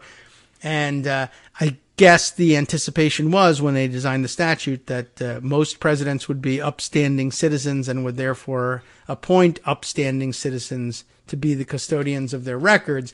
But in this case, that's not what you're going to get. You got a criminal ex-president and criminal custodians of those records. And so they're not going to feel the normal prohibition against, they're not going to take to heart the normal prohibition against dipping into the record and either publishing things that shouldn't be declassified or removing documents from the record and just keeping them in their, underwear for whatever reason. Anyway, so let's see what this plan is about and what they think of it over at Just Security. Trump Associates stated plan to publicly release, quote, declassified documents. As this article was going to press, and that was on August 18th, ABC News published a report that weeks before the Mar-a-Lago search, former President Donald Trump's associate, Kash Patel, quote, vowed to retrieve classified documents from the National Archives and publish them on his website. Well, he didn't do that, but that was his vow. If that scheme involved Trump himself and the Mar-a-Lago documents, it could have significant legal implications for the Justice Department's ongoing criminal investigation. Any plan to release the documents could potentially trigger elements of the Espionage Act, because that would be actual espionage, despite the fact that everyone thinks that it isn't, and other criminal statutes designed with the core purpose of preventing unlawful dissemination of classified and other sensitive government documents. As I discussed below, Credible evidence of such a plan also would likely factor into the Justice Department's decision on whether to bring criminal charges. The ABC News report is based on an interview Patel gave in June. However, Just Security has collected 6 other interviews and statements in which Patel discussed and elaborated on this plan. So it's not something he made up on the spot necessarily. It's something he's actually been thinking about, even if it's stupid. The excerpts of each are appended below. The June interview may be among the most innocuous. I think that's the one I actually heard about. It suggested Patel would go to the National Archives to obtain the documents. Likewise, in another interview on July 4th, Patel suggested his plan was to pressure the archives to release materials in their possession. Less innocuous and far more incriminating, however, are other interviews in which Patel more explicitly discussed an effort to release the documents housed at Mar-a-Lago. Patel is no ordinary aide to Trump. During the Trump administration, he served as deputy assistant to the president, a job he reportedly landed after Fox News host Sean Hannity took him to meet Trump in the Oval. After the November 2020 elections, Patel was dispatched to the Defense Department as chief of staff to the acting defense secretary, where, among other activities, he reportedly pursued the idea that Italian military satellites had been used to turn votes to Joe Biden in the presidential election, according to Jonathan Karl's book. And yes, his book. He never bothered to report it to us in real time, like they're so excited to do now. And the House Select Committee hearings. Since leaving office, Patel has joined the board of directors for the former president's media company, Trump Media and Technology Group. On June 19, 2022, Trump sent a letter to the National Archives designating Patel as one of the former president's representatives for access to presidential records of my administration. Patel claims to have been in the room when then-President Trump verbally declassified documents. He has often made other statements in right-wing interviews that anticipate and put forward Trump's specific claims of innocence about the Mar-a-Lago documents, of which classification has nothing to do with. But anyway. The dissemination plan, well, it's described here, I guess. When news of the Mar-a-Lago documents began heating up in May of 2022, Patel spoke with right-wing media outlets about Trump's objectives in retaining these documents. Not that they matter. He began laying out the defense that the documents had been declassified and specifically identified Trump's goal to release the information publicly. He described the contents of the documents to include matters related to the FBI's Russia investigation, that is to say, Crossfire Hurricane, but also a much broader range of issues. It's information that Trump felt spoke to matters regarding everything from Russiagate to the Ukraine impeachment fiasco to major national security matters of great public importance. Anything the president felt the American people had a right to know is in there and more, Patel told Breitbart on May 5th. He also said Trump declassified whole sets of materials in anticipation of leaving government that he thought the American public should have the right to read themselves. That same day, Patel spoke with a right-wing video show and discussed Trump's goal of transparency in releasing such information. He said, part of that transparency comes in the form of, providing the American public with information that should never have been classified or kept from them in the first place. And what he did on his way out of the White House, he declassified. He made available to every American citizen in the world large volumes of information relating not just to Russiagate, but to national security matters, to the Ukraine impeachment, to his impeachment 1, impeachment 2. All things that deep staters, as you know, Buck, I guess the host of this thing, in government go in there and get their hands on and classify because they don't want the truth to get out, because it's going to make Trump look good, because he's always supported the truth and the facts. And that's what we have here, is a whole slew of documents and information that President Trump wanted to put out. We're hoping to get this information out soon, he added. And note, by the way, he never did.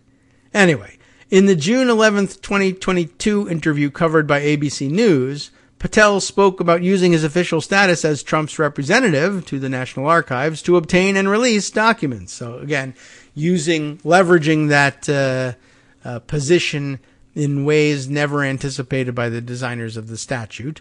He said, now that I am officially a representative for Donald Trump at the National Archives, I'm going to march down there. I've never told anyone this because it just happened, except it didn't happen. This is being described in the future tense, even right there. And I'm going to identify every single document that they blocked from being declassified at the National Archives, and we're going to start putting that information out next week. Crickets, crickets, crickets. It is notable that Patel promised to start putting out the information, even though his interviews were replete with references to the National Archives opposing such a move. In a July 4th interview for another far-right media show, Patel referred to pressing the National Archives for documents on the Russia investigation to be released because they are already declassified. Referring to the Russia investigation, he said, the American public has only seen 60% of what we've been able to see. Why won't they release the other 40%? So I am going to continue that work at the National Archives. I apologize I can't get it declassified overnight, but I'm on it. Except he previously said it was declassified already and could be declassified overnight. Anyway, at varying points in the interview, Patel appeared to maintain the line that the information was already declassified and at other times admitted it was not. The legal significance? In a summary of the Espionage Act published earlier this week, the New York Times wrote, it is not clear why Mr. Trump had classified documents at Mar-a-Lago. There is no evidence yet that he was planning to release the material. If there were such evidence, it could have significant legal consequences. But not in terms of convicting him under the Espionage Act. That's not necessary. Several federal criminal statutes make it illegal to remove, retain, or exercise gross negligence in storing government documents. However, the more serious crimes include deliberately planning to transmit classified or other highly sensitive materials to the public. And it's interesting the way he puts it. I mean, yeah, if you have clear plans to do that, you would violate some other statutes, or maybe even other sections of the Espionage Act. The Espionage Act, for example, does make it a crime for anyone who attempts to communicate, deliver, transmit, or cause to be communicated, delivered, or transmitted closely held national defense information to any person not entitled to receive it. A prison sentence of up to 10 years can be imposed for violations of that statute. Professor of law at the University of Michigan and former U.S. Attorney Barbara McQuaid told Just Security, disclosing classified information is a crime for good reason. Classified information is defined as information, the disclosure of which will cause damage to the national security of the United States.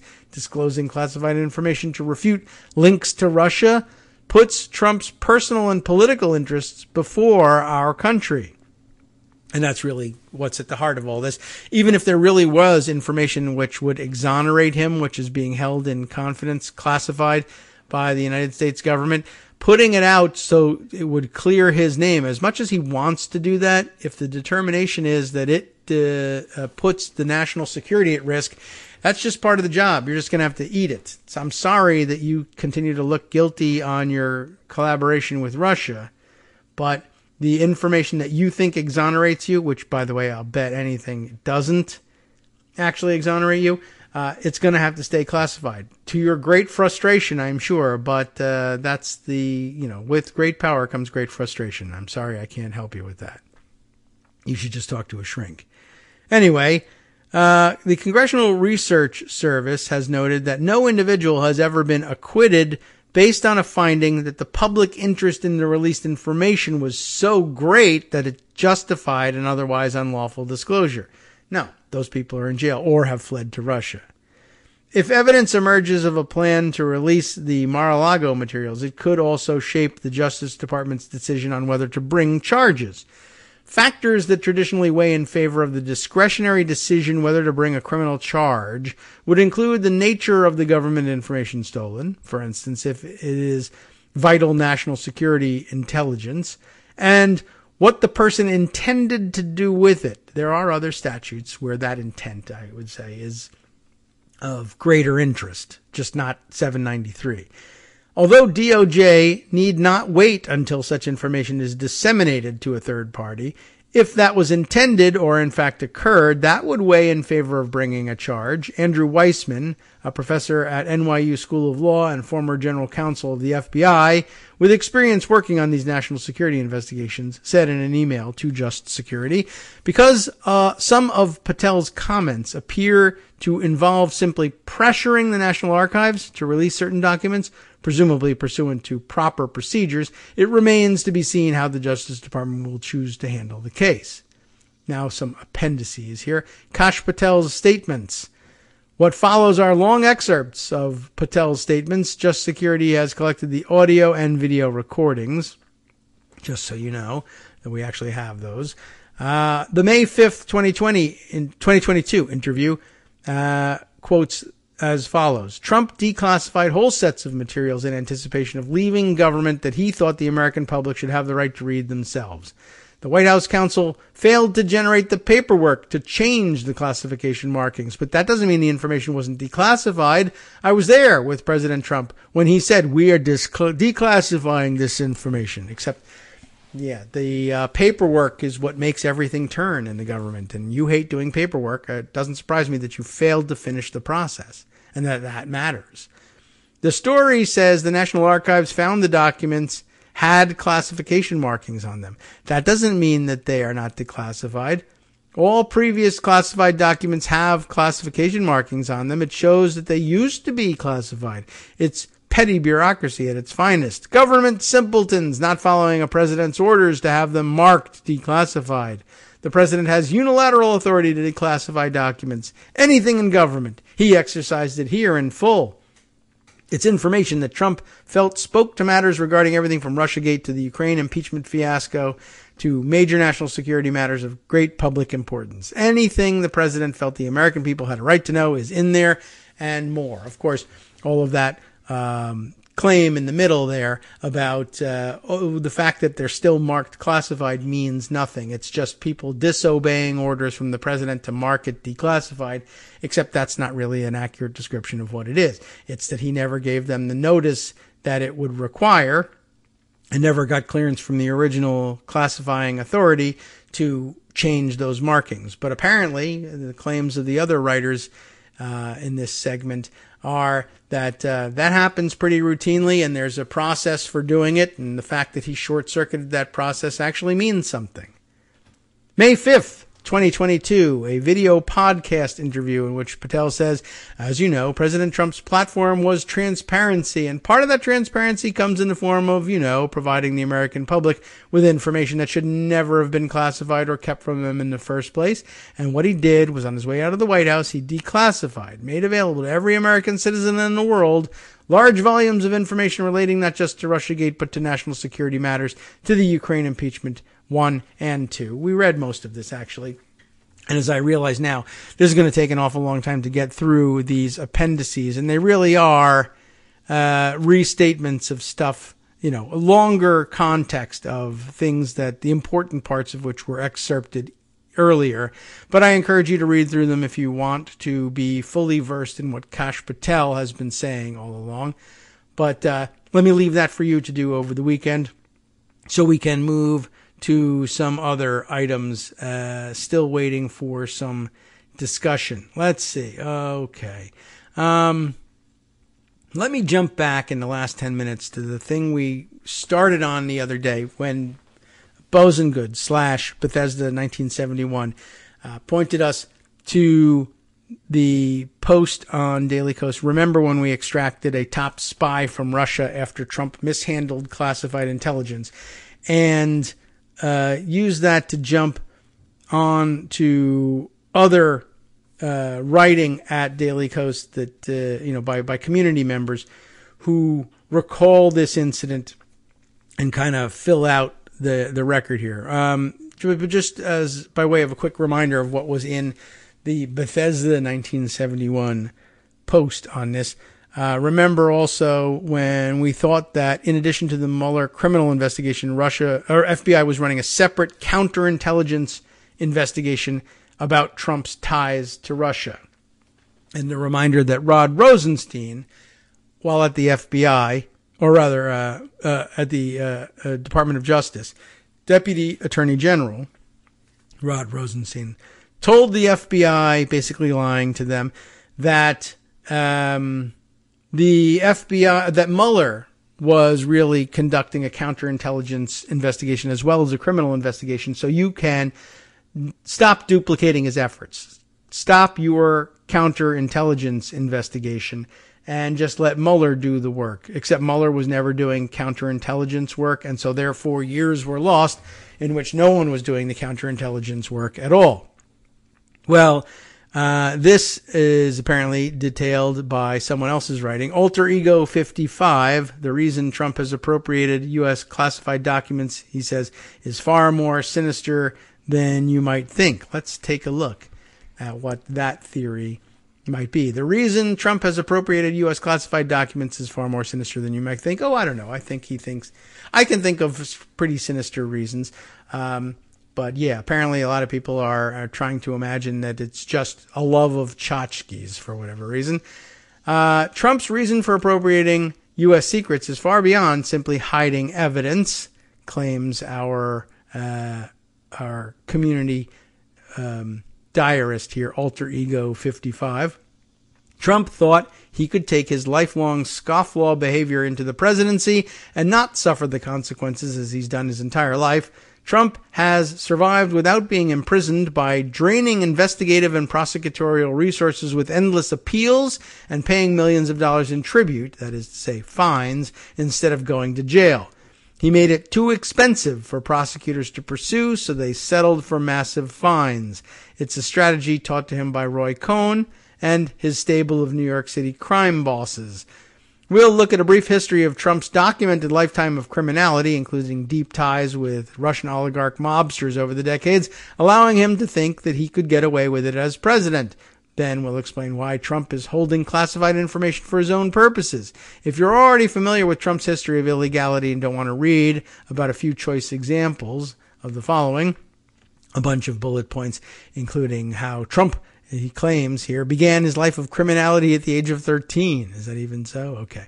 But how he was dealt with Roy Cohn, how Trump used bribery as a strategy, how Rod Rosenstein curtailed the Mueller investigation and the FBI as well, how Trump's Taj Mahal was the Russian mob's favorite East Coast destination, how Scotland is still considering investigating Trump for money laundering, how Trump recruited Russian media consultants to work on his 2016 campaign, and how Trump University and the Trump Foundation were shuttered by the courts. Well, then you can skip on to section 4. Why did Trump need to appropriate so many U.S. classified documents? Okay. Well, there is some backup for all of these claims in sections 1 through 4, but I'm going to scroll down to 4, figuring, I think you're fairly familiar with his background. It's taken a while to get down here. There we are. Why did Trump need to appropriate so many U.S. classified documents? Well, here are some theories, along with tchotchke loving and just wanting to make money. One being Trump will do anything to stay out of jail. As these many investigations run the course to their conclusions, additional information will be discovered and revealed. That seems obvious. 4 months ago, the January 6th committee was hinting that there was a lot of incriminating evidence identified that they would release to the public during the hearings. They delivered beyond expectations. Based solely on what we know now, Trump and many of his cronies should be declared guilty, and we hope they'll be found guilty in courts of law, for several infractions. The committee has hinted again at releasing even more incriminating evidence this fall. It seems obvious that Trump did know or should have known that he legitimately lost the election, and now that makes him a co-conspirator. It seems inevitable that when law enforcement is breathing down Trump's neck with cuffs in their hands, Trump will try to avoid going to jail. Sure, Trump probably has a cache of documents that could implicate him in criminal activity. That's the reason most think Trump took those documents to Mar-a-Lago. This person here, Alter Ego 55, speculates that the reason is far more sinister.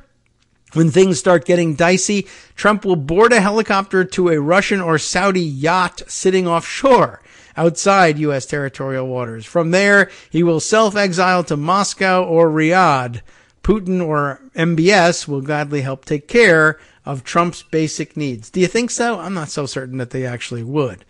That's an interesting theory out there, along with just others who say, well, he was actually just planning to sell the documents to the highest bidder. That's also a possibility. And then, of course, as I said, Maggie Haberman, who is inclined to believe that he just wanted to show them off to people as tchotchkes, remembrances of his political career, except the nuclear secrets documents sort of seemed, although that's the sort of thing that people at his club would think, wow, how cool. I don't really know what any of it means, but it's cool that he had it. It just shows us how awesome it is for him to be president. And we get to know him, and maybe he'll show us something about Elvis as well at some point in all of this. All right. Well, it's out there. It's a theory. Everyone still seems to be insistent on trying to figure out exactly what his motivation was. But I do remind you, as we go into the weekend, that for purposes of the section of the Espionage Act that was cited in the warrant, it doesn't matter. It's great entertainment.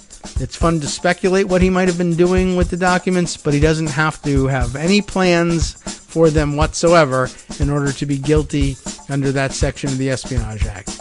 And they should just get to it. And I think that happens to be the special brilliance of having charged him, or not yet charged him, but having issued or sought the warrant under that authority. Okay, well, gosh, there's a million other things, but of course, we got through a large bunch of them. Justice Putnam will take you into the weekend in sorting through, I'm sure, the same dilemma and figuring out what deserves time on the show and what does not. And here's some hint at what you'll hear about. Everything else, you won't.